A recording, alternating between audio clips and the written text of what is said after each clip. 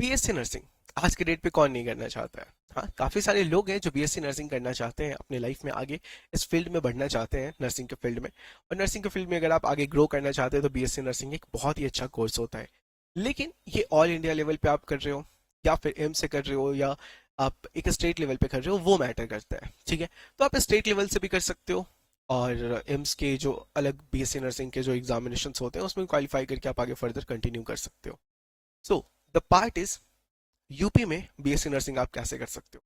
तो यूपी में BSc nursing यानी यूपी बीएससी नर्सिंग, जो यूपी सीनेट के एग्जाम के नाम से जाना जाता है, आप इसमें अटेम्प्ट करके आगे अपने कोर्स में इनरोल हो सकते हो। तो अब यूपी बीएससी नर्सिंग के लिए यूपी सीनेट का एग्जाम लिया जाता है, जो कि एक प्रॉपरली स्टेट लेवल एग्जाम होता है। ठीक है, जिसमें आपके पास अगर स्टेट का डोमिसाइल है यानी यूपी डोमिसाइल है तो आप एग्जाम में अटेम्प्ट हो सकते हो। ठीक है, यानी कि ये एक स्टेट लेवल एग्जाम रहता है। इसमें आपको बहुत सारी चीजें जानने का इच्छा होता है कि सर इस एग्जाम के लिए कट ऑफ क्या होते हैं, सर इस एग्जाम के लिए एलिजिबिलिटी क्या हो सकती है, सर क्या हम इस एग्जाम में बैठ सकते हैं, सर ये एग्जाम जो है इसमें पूछा क्या क्या जाता है, सब्जेक्ट्स कौन कौन से आते हैं और मार्क्स डिस्ट्रीब्यूशन क्या होता है। सर ये सब कुछ आपको हम इस वीडियो में क्लियर करेंगे, तो बने रहिए हमारे साथ में वीडियो के एंड तक, आपको सारे डिटेल्स यहाँ पे देखने को मिलेंगे। ठीक है, सर एग्जाम कब होता है, एग्जाम का फॉर्म फी कब का होता है, कितना होता है, कब फॉर्म रिलीज होता है, ये सारी चीजें इस वीडियो में क्लियर होने वाली है। वीडियो के एंड तक आपके सारे डाउट्स क्लियर हो जाएंगे। तो चलिए हम लोग चलते हैं अपने फर्स्ट पार्ट पे कि हम लोग इस वीडियो में क्या क्या टॉपिक कवर करेंगे। तो पहले हम लोग एक एग्जाम को लेकर ओवरव्यू देखेंगे, फिर कैटेगरी वाइज फी हम लोग यहाँ पर देखेंगे, फिर क्वेश्चन के क्या पैटर्न्स रहते हैं और एग्जाम के क्या पैटर्न्स रहते हैं। वो सिलेबस को बहुत ज्यादा डिटेल में इस वीडियो में नहीं, सिलेबस को पूरी डिटेल में हम लोग एक दूसरे वीडियो में कवर करेंगे। और फिर आपके लिए बेस्ट बुक क्या हो सकता है प्रिपरेशन के लिए, और 2025 का प्रीवियस ईयर कट ऑफ क्या रहा और 2026 का क्या एक्सपेक्टेड कट ऑफ हो सकता है, क्या सेफ मार्क्स हो सकता है आपके लिए, उस पर हम लोग यहाँ पर बात करेंगे। तो सबसे पहले जो यूपी सीनेट का 2026 का जो एग्जाम होना है, उसमें आपको मार्च के एंड में या मे बी अप्रैल में आपको रजिस्ट्रेशन स्टार्ट होते हुए देखने को मिले और क्लोजिंग आपको अप्रैल एंड में मे बी देखने को मिले। ठीक है, वहीं पे एग्जाम मंथ जो है वो मई नहीं सॉरी जून के अराउंड माना जाता है। ठीक है, जून के एंड या फिर जुलाई के अराउंड में आपका एग्जाम होता है, यानी मई से जून जुलाई के बीच में आपका एग्जाम का डेट निकलता है। फिर मोड ऑफ एग्जामिनेशन आपका ऑफलाइन होता है, OMR बेस्ड होता है। ठीक है, ओके। फिर मीडियम ऑफ लैंग्वेज आपका बाइलिंगुअल होता है, यानी कि पेपर जो आता है आपका हिंदी और इंग्लिश दोनों में ही आपसे पूछा जाता है। तो ये आपके लिए एक बढ़िया पार्ट रहता है, इसमें लैंग्वेज बैरियर आपके लिए नहीं आता है, यानी कि आपके भाषा की वजह से आपको परेशानी नहीं होगी। ठीक है, वहीं पे कैटेगरी वाइज फी जो देखा जाए, यानी कि फॉर्म का फी कितना रहता है, तो जनरल के लिए 3000 फॉर्म फी रहता है। वहीं पे EBC SC ST या PWD के लिए 2000 फॉर्म फी रहता है। ठीक है, वहीं पे आगे बढ़ते हैं हम लोग, क्वेश्चन पैटर्न क्या रहता है।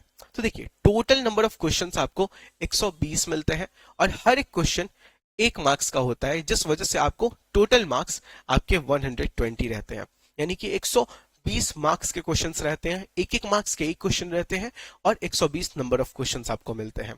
तो पासिंग मार्क्स अराउंड आपका 75 चला जाता है और कोई भी निगेटिव मार्किंग आपको देखने को नहीं मिलता है। ठीक है, क्लियर है। तो यहाँ पर आपका कोई निगेटिव मार्किंग नहीं हो रहा है, ये बहुत ही बड़ा प्लस पॉइंट हमें देखने को मिल जाता है, ये बहुत ही अच्छा पार्ट यहाँ हो जाता है।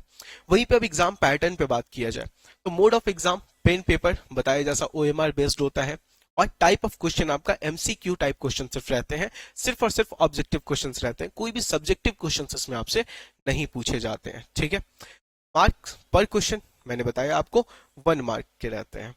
ड्यूरेशन आपके 140 मिनट्स नहीं सॉरी 2 आवर 20 मिनट्स के रहते हैं, यानी कि 2 आवर्स 20 मिनट्स, हाँ, यानी कि 120 और प्लस 20 दैट इज 140 मिनट्स के आपके पेपर रहते हैं। क्लियर है। अब इसमें आगे बढ़ेंगे तो आपका सब्जेक्ट वाइज डिस्ट्रीब्यूशन क्या रहता है। तो इसमें जो सब्जेक्ट्स आपसे पूछे जाते हैं, सबसे पहले फिजिक्स, केमिस्ट्री, बायोलॉजी और इंग्लिश। रिसेंटली आपका एक और सब्जेक्ट ऐड हुआ है, नर्सिंग एप्टीट्यूड, और सारे सब्जेक्ट से आपके 24 मार्क्स के क्वेश्चंस रहते हैं। ठीक है, सारे सब्जेक्ट से 24 नंबर ऑफ क्वेश्चंस और हर एक क्वेश्चन जैसा कि मैंने आपको बताया 1 मार्क्स का होता है, यानी कि टोटल क्वेश्चन का नंबर भी आपका 24 होता है, और इस तरीके से टोटल 120 नंबर के क्वेश्चन आपसे पूछे जाते हैं। ठीक है, यहाँ तक उम्मीद करते हैं कि आपका सब कुछ क्लियर है। कोई डाउट है आप कमेंट सेक्शन में लिख सकते हो, या फिर आप नेक्स्ट वीडियो के लिए इंतजार कर सकते हो, वहां पर भी आपको डिटेल में बताया जाएगा। और अगर फिर भी आपको यहाँ तक वीडियो अच्छा लग रहा है तो चैनल को सब्सक्राइब कर लीजिए, क्योंकि ऐसे बहुत सारे वीडियोज यूपीसी नेट से रिलेटेड, बीएससी नर्सिंग से रिलेटेड, अलग अलग स्टेट के लेवल के एग्जाम्स के, कॉम्पिटिटिव एग्जाम से रिलेटेड इस चैनल पे आपको अपडेट्स मिलते रहेंगे। ठीक है, चलिए देखिए यहाँ पर बेस्ट बुक क्या हो सकता है आपके लिए प्रिपरेशन के लिए।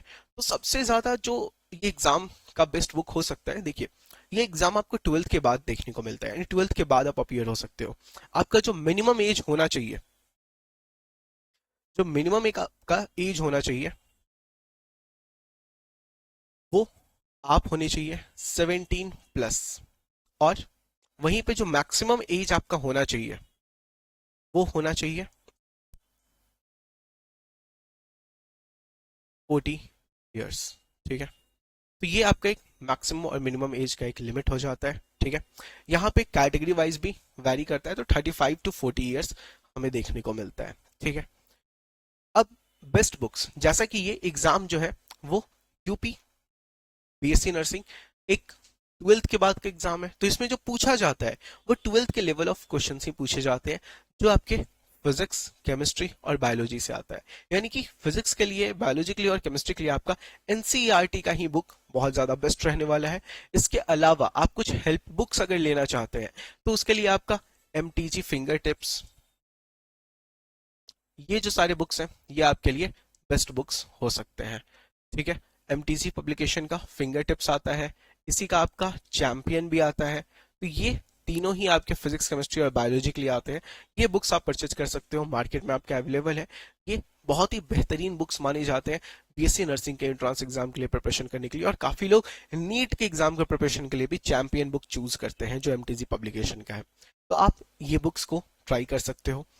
वहीं पे अब हम लोग कट ऑफ को अगर देखें तो प्रीवियस ईयर जो कट ऑफ हमें देखने को मिला, वो जो जनरल का कट ऑफ था वो 97 देखने को मिला 120 मार्क्स में से। ठीक है, वहीं पे ओबीसी का 96, और फिर ईडब्ल्यूएस का 92, एससी का 89 देखने को मिला, एसटी का 80 देखने को मिला, और पीएच आपका 53 देखने को मिला। क्लियर है, तो फिजिकली हैंडीकैप्ड का आपको 53 देखने को मिला है।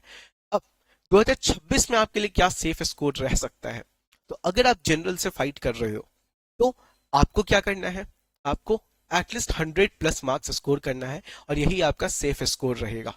वहीं पे ओबीसी का 98+ अगर आप स्कोर करते हो तो आपका एक सेफ स्कोर रहेगा, ईडब्ल्यूएस 97+, एससी 95+, और वहीं पे एसटी का 90+ एक सेफ स्कोर रहने वाला है।